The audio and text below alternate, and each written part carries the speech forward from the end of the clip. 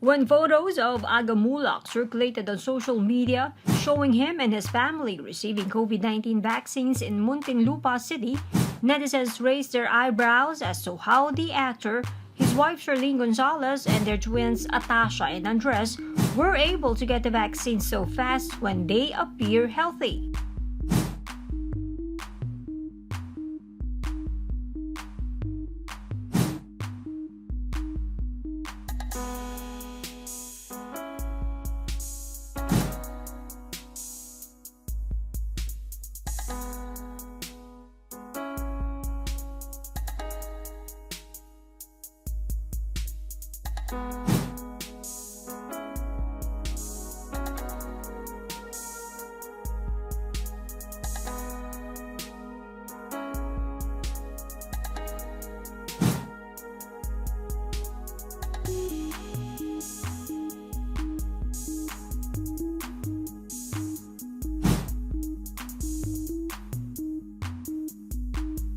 In her Instagram post, Charlene shared they received the first dose of AstraZeneca.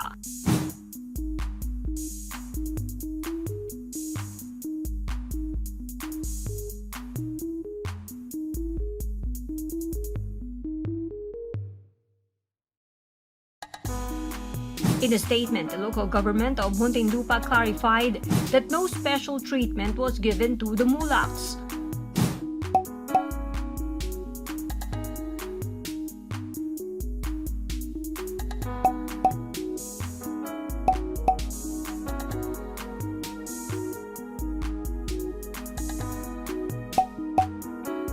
The LGU-PIO officer stressed the celebrity family followed all procedures at the vaccination site and waited for their turn to be vaccinated.